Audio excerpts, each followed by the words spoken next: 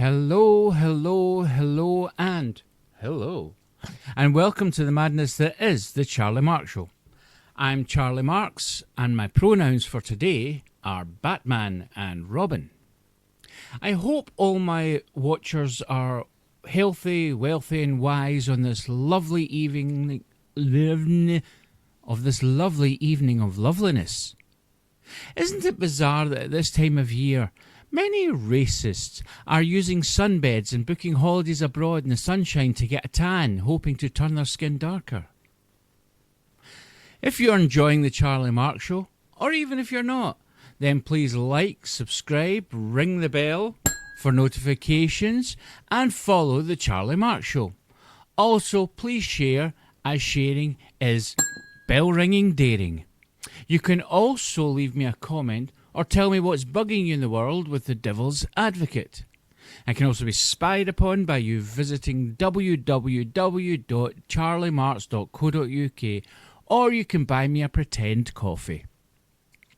Coming up on tonight's show, we have all the usual psychotic behaviour, plus some other stuff. But before all the insanity which is the Charlie Marx Show, it's time for this.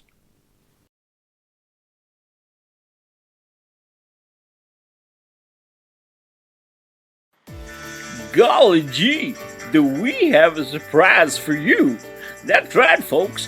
Come on down to the Charlie Marx Show merchandise shop at www.charliemarx.co.uk and have a look around. You could get this fabulous pen. It writes on anything, including paper. You could be writing the biggest check you've ever written, or you could be signing those divorce papers. This pen will last you until the ink runs dry. Thinking about sending your child up to an adoption agency? Well, you could sign with this pen.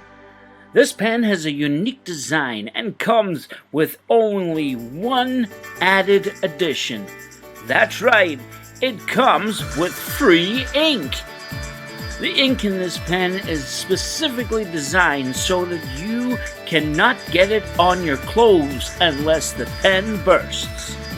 So come on down to the Charlie Marx store shop and you could have this fabulous pen only at the Charlie Marx merch shop.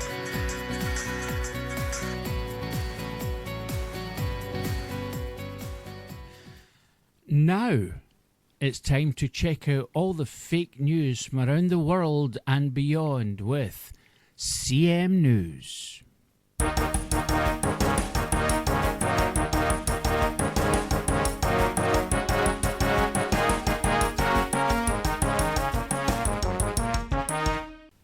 Good evening and welcome to CM News with me, Mae West.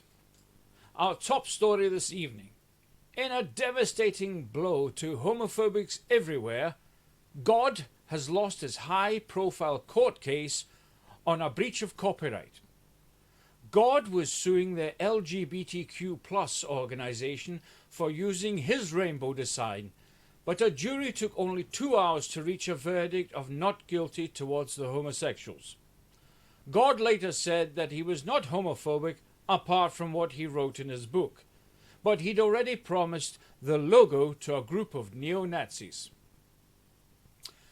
A plastic surgeon in Los Angeles has set up a special service for people looking to reverse augmented breast enhancements. The entrepreneur surgeon is encouraging women to bring in their old silicone enhancers, and he will swap them for any old rubbish he has lying around. Tit for Tat will open mid-July. All people who stop and chat in the aisles of shopping centres are to be taken from the stores and publicly executed. Pensioners are up in arms and have taken to the streets with placards reading, "We shall not be swung," and "Don't punish us by making us swingers." And finally, advertisers for Red Bull who proclaim that their product gives you wings must provide wings and at least 4 flying lessons. Red Bull executives had said that the new laws will bankrupt them. The case continues. And that was the latest headlines. This is Mae West for CM News. Good night.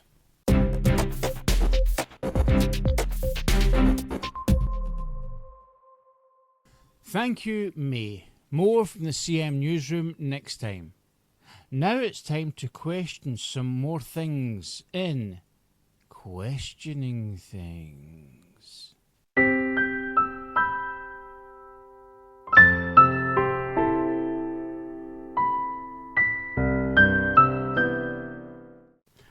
Hello and welcome to Questioning Things with me, Charlie Marx. Today I have with me a special constable,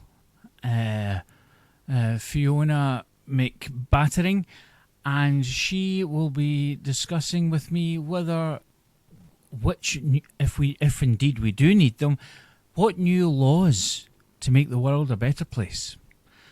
Welcome to the show, Fiona. Thank you very much. So, just to ask you, what obviously the world is in turmoil just now with, things like, bad people. What new laws do you think should be brought into place? Well, if you're bad, you get your bottoms smacked and you get sent straight to bed with no dinner. Right. And what about for murder? Oh, that is a week on porridge. Old plates and porridge. Right. So, for a crime like shoplifting, you get smacked and put to bed, but for murder, you suggest that you just get a plate of porridge for a week. Yeah, that I could see that working. What do you think that the government should bring in new laws, because the old laws don't seem to be working very well? Absolutely. We need to be strict from the start. Okay? So, when I said murder, I'm talking about children murdering people getting old plates and porridge. Once you become an adult, you just get bumped off. Right. So, an eye for an eye, basically. Aye. Aye. Aye. For an eye. Aye. Right. Okay, in America they have what I would consider a better way of punishing people, i.e., death row and things like making them watch Montel Williams. I feel that, we are a bit soft in this country, wouldn't you agree? Definitely. That's why we need to start being strict. So everybody, there's a new law I want to bring in that everybody has to do at least one act of kindness every single day. Right. Okay, what about, say, I don't know, children who sit at the dinner table and are moody? Well, they'd be forced to eat their dinner times too. Right. And what about if they didn't, all they had was either pasta or McDonald's chips? Oh, then they need a big bowl of salad. Yes, with plenty of Brussels sprouts in it. Right. That would make them windy. Yep, absolutely. Right, okay. And they wouldn't want to do that. No, definitely not. Because they'd be a pariah at school the next day. So Well, that's true, that'll yeah. make them be cheerful at the dinner table. And do you think punishment should start off young? Oh, yes, right from the word go. See if that baby cries too much. No, it's not on. It gets told off. Even if it doesn't understand words? Oh, yeah, it'll soon understand when it's been put in a box. Box, excellent. Right, that's a bit stricter than I thought you were going to say. So the harsher the better then. Yes, absolutely. Yeah, I tend to agree with that. What about for pensioners? What kind of punishment should pensioners get? If pensioners haven't learned by the time they're pensioners to behave, then definitely straight to bumping them off. Sorry, Right. but you've had all your life to learn. So Not on. that's a good point. I see that the amount of people in the world would shrink. Yeah. So that's probably what would entice the government Yeah. to do that, because then they wouldn't have so many people on the dole. Absolutely. And see if the government is found to be breaking the law, nuke them. Nuke the government, yeah. Yep, the whole country. Oh. Just gone. Right, okay. So I suppose it's just as well that these laws haven't come into effect just yet, because, you know, the way our government is just now, they would have been nuked long ago. I think probably the whole world would have been, apart from maybe some of the developing countries, rather. So the ones that are still in grass skirts and so on, you know, that they're good people. You're talking about the Tribes. Welsh? No, not the Welsh. They're just as bad. Right, okay. So, well, I think, you know, in order to bring that into place, what would we need to do to bring these laws to power? Give me all the weapons. Right, so put you in charge, basically. Aye. I think that's a good idea. Right. So your background is from, obviously, you know, you're quite have a violent background, you know. Well, no. I was a nursery teacher, and I was very, very kind to those young ones, so long as they behaved. Yeah. And what happens if the nursery children didn't behave? Well, depends. The babies box, Okay. and then the older ones, you know, it was porridge, eating double the amount of food. Can I just ask, do you have a stockpiling of porridge in your house? Oh yeah. Ah, right, okay. I grow it in the back garden. Right, excellent. So I think that's obviously where you also have a big selection of boxes. Yes, and I have trees with guns growing on them, so watch out when you get older. Yeah. Nutter. Okay, so I think we'll leave it there, but thanks for watching, and join me next time.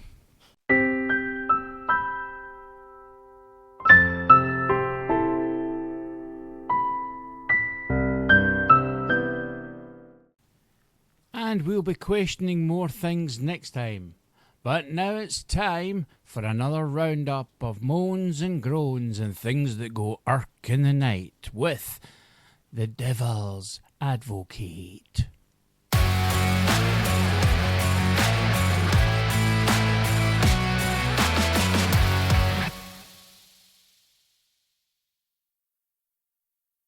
Rude. That's what young staff people are in shops today. So, let me ask you this.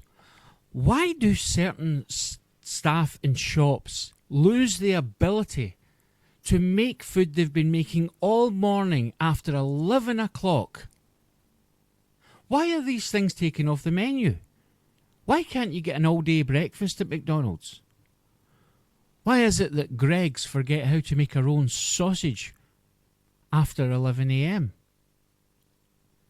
I was at McDonald's not so long ago, and I decided, well, I think I'll go for a drive-through. I made my way round the drive-through, and I never once got made eye contact with from the server. Not once.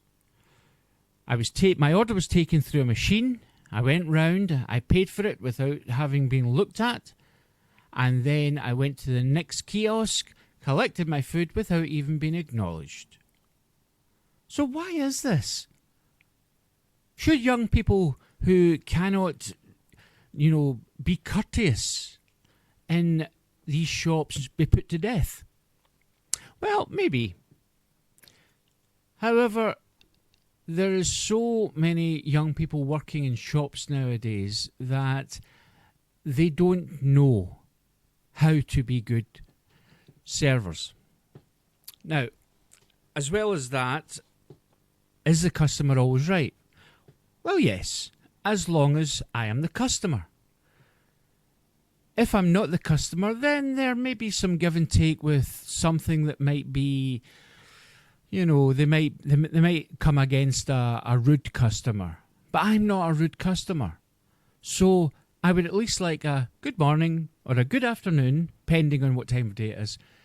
And, I would also like some thank you for accepting the money, which I have really worked exceptionally hard at digging out of the ashtray in the car to be able to hand over to purchase something. Yes, rudeness is something that I think a lot of young people nowadays are becoming very good on. And I think it goes back to the university education. You see, I know people can take degrees in many, many things, and perhaps rudeness is one of them. Maybe you can get a first-class honours degree in how to be a terrible server.